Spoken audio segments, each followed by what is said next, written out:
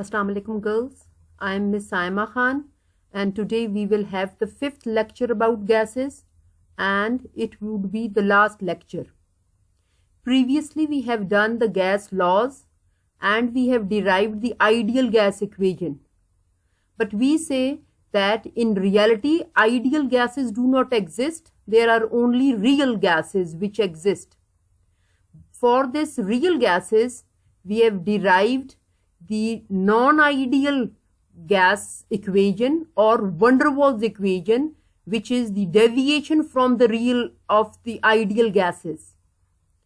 After that, we have discussed Dalton's law of partial pressure and Graham's law. Now, the next which we have to do is the liquefaction of gases. Girls, I have told you earlier too that whenever we are studying any of the thing, do remember to concentrate or relate the words whatever we are studying. Liquefaction of gases means that whatever gases are there, they can be converted into the liquid state. That means they can be liquefied. Now what is the principle for the liquefaction? It is that it follows Joule's Thomson effect. And for Joule's Thomson effect, it is that we require high pressure and low temperature. That is, whenever any gas is kept in a container and you want to liquefy it or you want to convert it into the liquid state, you have to apply very high pressure on that gas, but along with that, you have to decrease the temperature. Now you have to just assume or just think that you have a container with you, a box, and gas particles are present in it.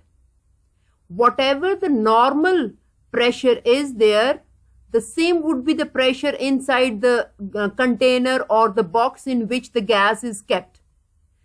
Now increase the pressure inside the box or the container, that is, bring the walls closer to each other so that the molecules come closer. Apply more and more pressure in such a way that all the gas particles or the molecules, whatever are there, they come closer to each other. When they are coming closer, they strike with each other and with the walls of the container. When they collide with each other, they have certain friction present in them, which means that their kinetic energy is increasing. If their kinetic energy is high, definitely they cannot be converted into the liquid state. For their conversion, their temperature has to be low. So what do we have to do is that when you are applying high pressure, along with that high pressure, just start decreasing the temperature, that is, lower the kinetic energy between the molecules in such a way that when they are coming closer to each other, intermolecular forces are developed and they can be converted into the liquid state. So, one of the very important short question which mostly comes in exams is that what is the principle of liquefaction? Or how is it possible that gases can be liquefied? So it follows Joule's Thomson effect, and for that we require high pressure and low temperature. Now what is Joule's Thomson effect? It is when a highly compressed gas is allowed to escape through a throttle. Throttle means a small hole. Temperature falls to such an extent that it changes into the liquid form. That is when a very high pressure gas is allowed to come out in a container which has low pressure. High pressure to low pressure will make the gas particles move away. When they are moving away, it means that they need energy to move away. From where they are getting that energy? From the molecules themselves. When they are taking up energy or kinetic energy from the molecules themselves, They are decreasing the temperature. In this way, continuously moving out from the throttle can make the gas convert into the liquid state. This is the basic way how we can liquefy the gases. I hope so that it is very clear to you girls, because it is one of the most important short question. Now for this, the basic principle which is over there is the adiabatic expansion. And what is adiabatic expansion? Any process that occurs without heat exchange. Without heat exchange means that heat can neither enter in or can leave the container. Whatever heat is present inside, that will remain inside. We have to just take out that heat and then we can convert it into the liquid state. An adiabatic change involves a fall or rise in the temperature of the system. I hope so that it is clear to you girls. Now, what thing or what method is used by the help of which we can liquefy the gases and particularly air? Because air is a mixture of so many gases, we can convert all the air, whatever we have, into the liquid state. And by what method can we convert it? It is LINDE'S method. And definitely LINDE'S have discovered it, so it is known as LINDE'S method. LINDE'S method of liquefaction is done with the help of this. You can just see the diagram over there and the working steps are written next to it.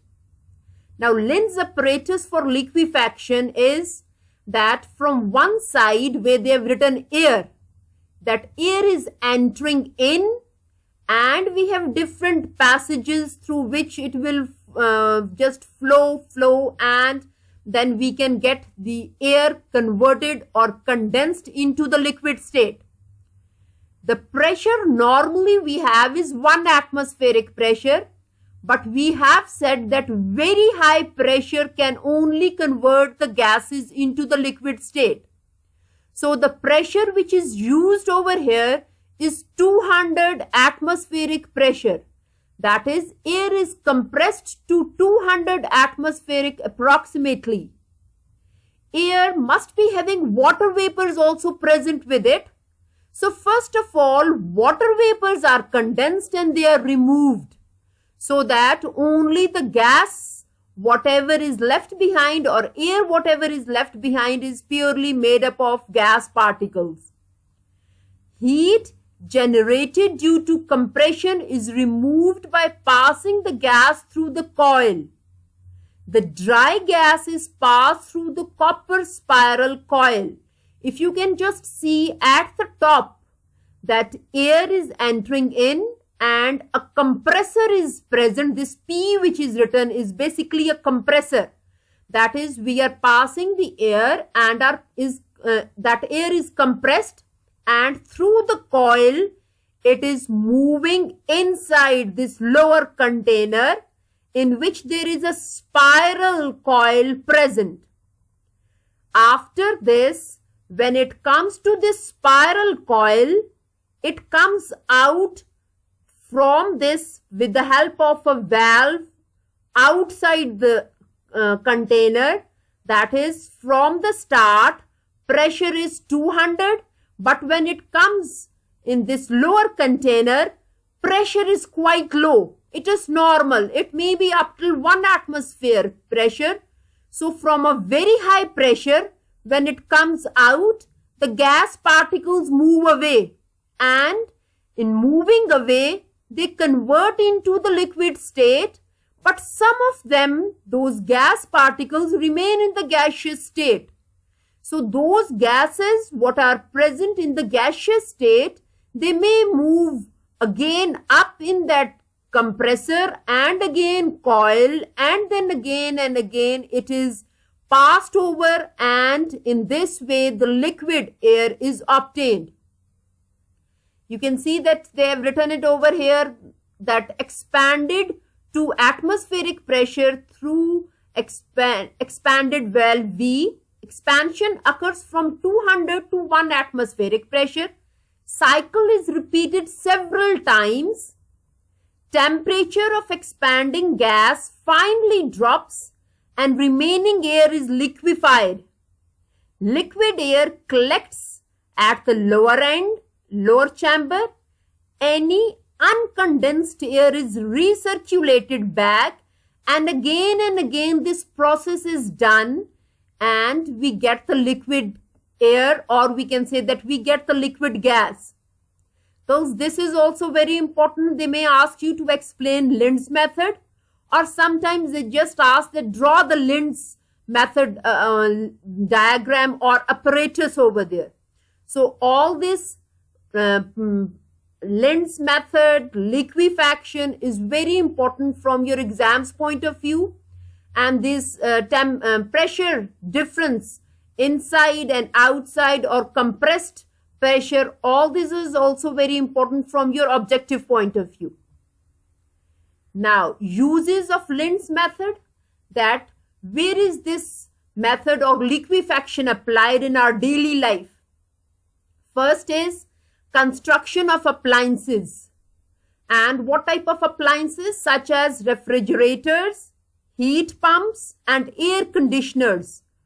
All work on the principle of Joule-Thomson effect.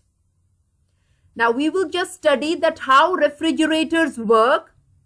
The gas used in refrigerators is freon gas. This freon gas which is there is a pollutant, and it is chlorofluorocarbons. So mostly it is said that refrigerators or these air conditioners, the area where they are maximum used, pollution is very high over there. It is not only this freon gas, but heat pollution is also produced. So now if you just see this diagram, this will help you in understanding the working of the refrigerator. You can see that in the middle there is present an electrically powered compressor inside the refrigerator. You can see that they have shown it separately, the coils, one with red and the other with blue color. This blue color is inside the refrigerator, and outside the refrigerator is shown with the red coils.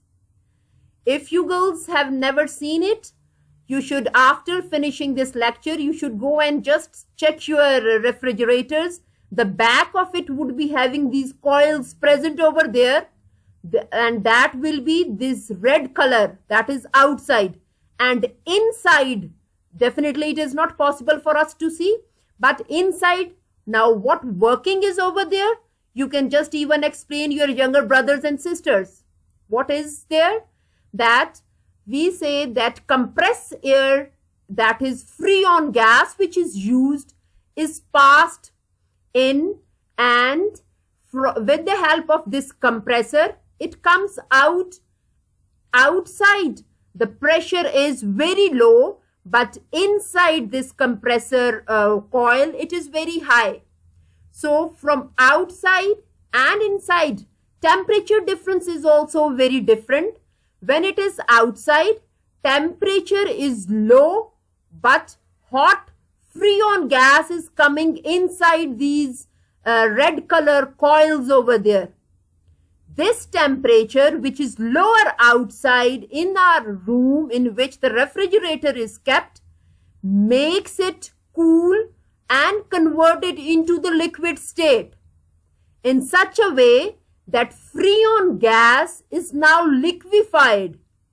This freon gas which is liquefied then comes to an expansion valve. You can see that outside they've written it over there, expansion valve.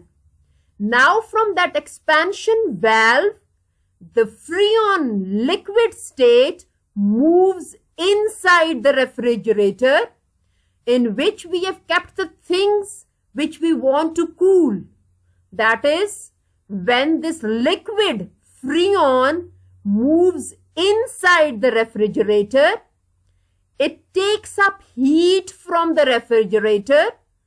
this liquid freon is now converted into the gaseous state by taking up heat from the refrigerator and keeping refrigerator and the things cool, taking all heat inside the freon gas, and this freon gas then again comes out to the red area, again where it is converted back to the liquid state and then moving inside and converting into the gaseous state in such a way that a cycle continues move in and out of the refrigerator, converting the freon from the gaseous to the liquid, again gaseous, and maintaining the temperature of the refrigerator or decreasing the temperature of the refrigerator.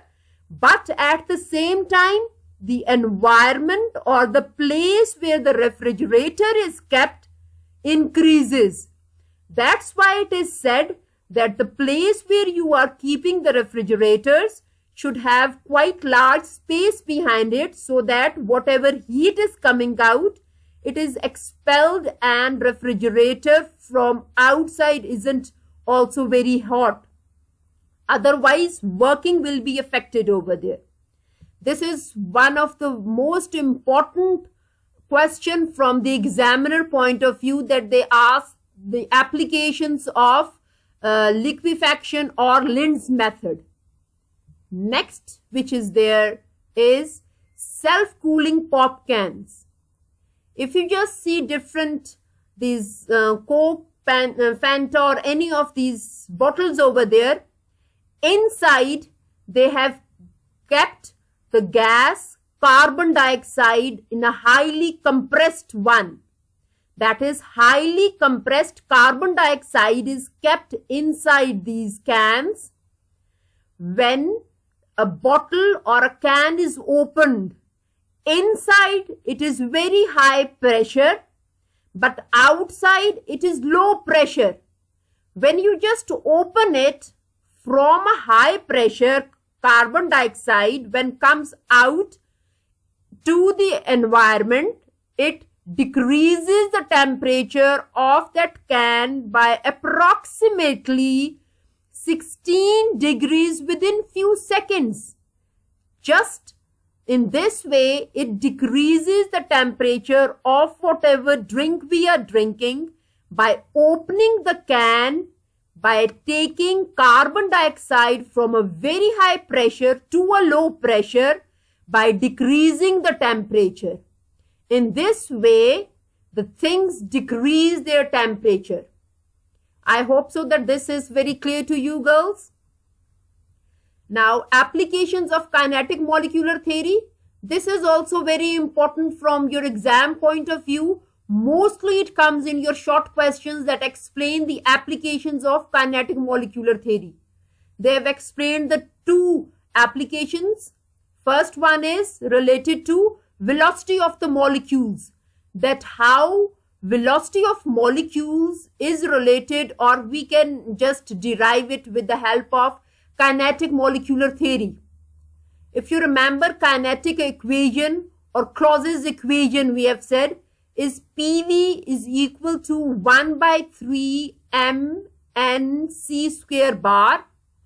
This small n can be said to be the molar mass.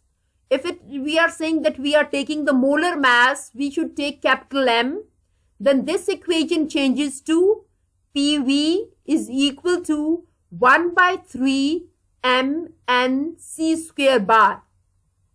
According to general gas equation, PV is equal to nRT. Suppose, say, that this N which is present is the Avogadro's number, that is capital N. Or we can say that PV is equal to nRT. Now, equating or comparing equation 1 and 2, we can see that PV and PV are both same on the same side. So, 1 by 3 mNc square bar is equal to nRT. The things which can be just converted to the other side or can be taken to the other side is that leave C square bar over there. So 3 is moved up over there. So it becomes as 3RT by M, because N and N are cancelled. They are both common on both the sides. So C square bar is equal to 3RT by M. Now, if we take the square root on both the sides, that is C square bar under root and 3RT by M under root, we get it as CRMS. Basically, this RMS is R is root mean square velocity. C stands for velocity. So it is named as root mean square velocity is equal to 3RT by M under the root. If we just see the values over here, we can say that 3 is a constant figure, R is a constant value, M is a constant value, under root is also constant. Now the thing which is variable is temperature. So we can say that root mean square velocity is directly proportional to temperature. Velocity and temperature is directly proportional to each other. Higher the velocity or higher the speed or higher the rate, higher will be the temperature. They can ask you in your objectives also that what is the relationship between velocity and temperature or root mean square velocity and temperature. So all these things, girls, you have to mark. Now, second which we have to do is Graham's law of diffusion. That how can we derive Graham's law of diffusion with the help of kinetic molecular theory. According to kinetic molecular theory postulate, kinetic energy of particles is proportional to their absolute temperature. That is, Ek is equal to, this Ek is basically kinetic energy, is equal to half mv square, or taking 2 up over there, that 2 Ek is equal to mv square. Now again, taking v square to one side and taking all the other things to the other side, that is 2 Ek by m.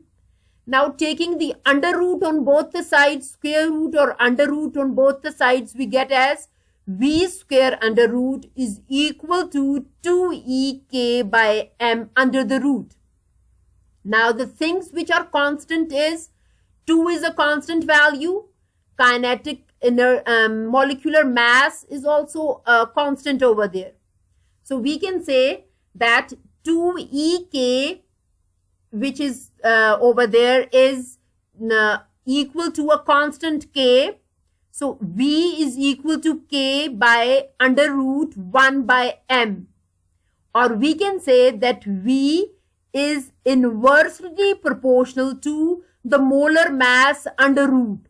If you remember, in the last lecture, we have discussed Graham's law of diffusion, in which we said that it can be the molecular mass or it can even be the density over there, which is instead of V, we have studied over there rate. Rate or velocity or speed, all of them are the same things. So velocity is inversely proportional to the under root of molecular mass or molar mass.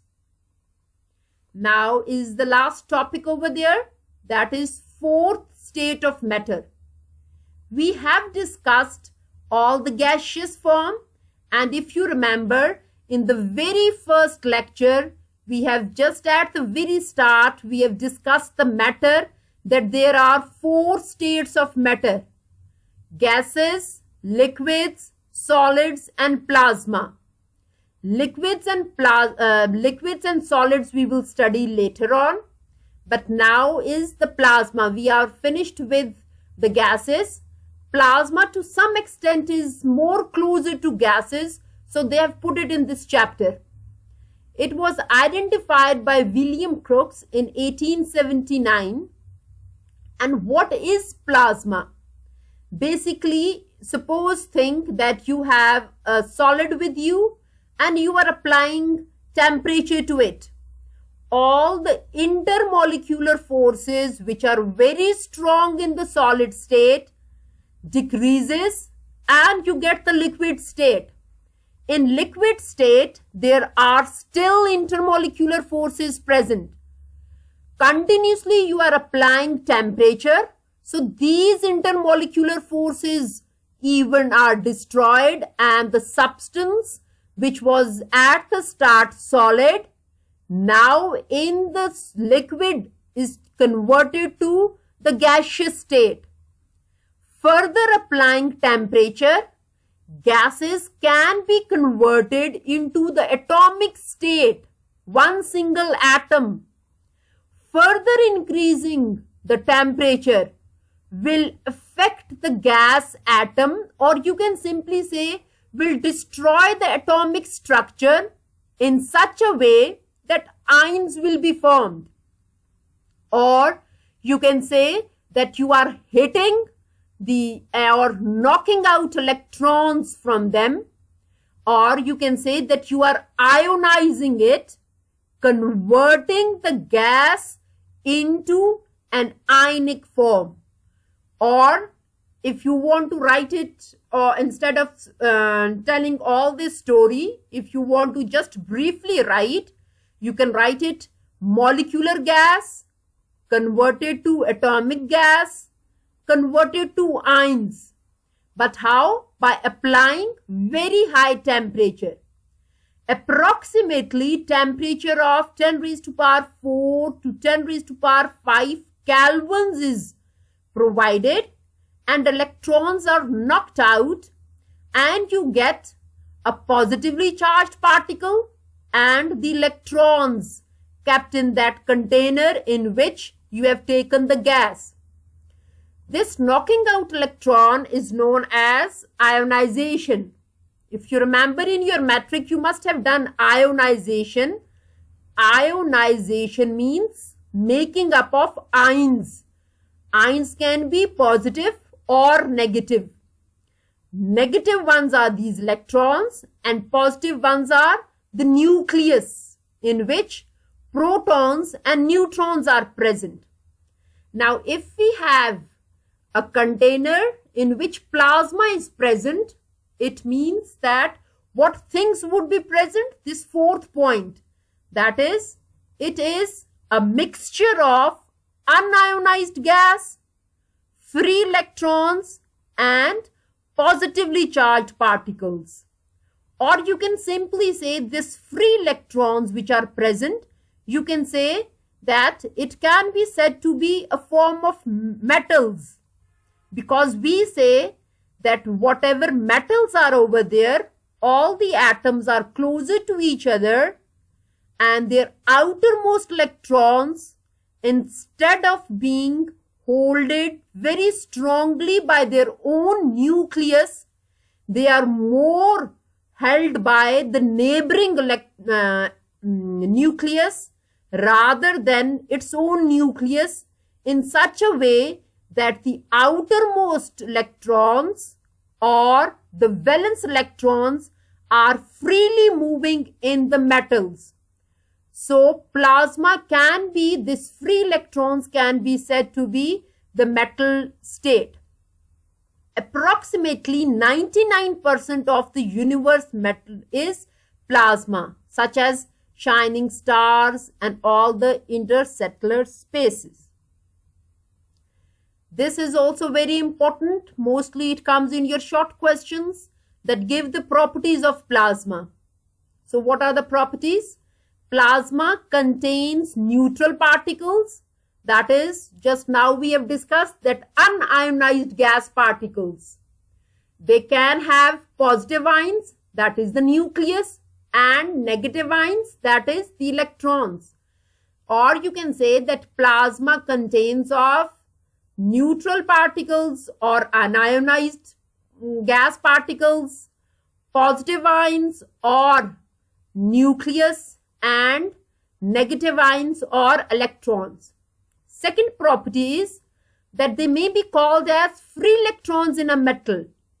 This is what we have just discussed it now, that metals have free electrons present, or they are said to be free pools of electrons or electron pools. Third is, it is strongly influenced by magnetic and electric field, as it has charge, positive and negative, created over there. So definitely it will be attracted or repelled by magnetic and electric field. Fourth one is that different colors are shown when they are glowing. That is, it shows a characteristic glow. And these glows are very important. They can be asked in your objectives. Oxygen shows red glow. Hydrogen shows green glow. Nitrogen, purple or pink glow. All is this what is in your book related to gases. Now there is one self-check question which you have to do. And then this is the exercise. Question number 1, in which you have to choose the different options over there. I've written all the answers. All of you should first try it on your own and then just match it with these answers, that whether they are correct or not, that your answers are correct or not. In this way you will learn more. Then there are some numericals in the exercise. I have written the formulas. You can put the values and you can calculate the answers for them. All these are the questions which you have to do by just putting in the values, and you can solve it. I hope so that all this is very clear to you. These type of questions, they are really very short. They mostly comes in your objectives. Apparently, it seems that these type of questions cannot be given, but they do give depending upon the knowledge which you have, because at this stage, when we have covered all this chapter, you can very easily solve all the objectives. From here, it is all clear, and I hope so that all this is very clear to you girls. Okay girls, thank you. Next chapter, that is liquid, Miss Sidra will teach you girls. Khuda Hafiz.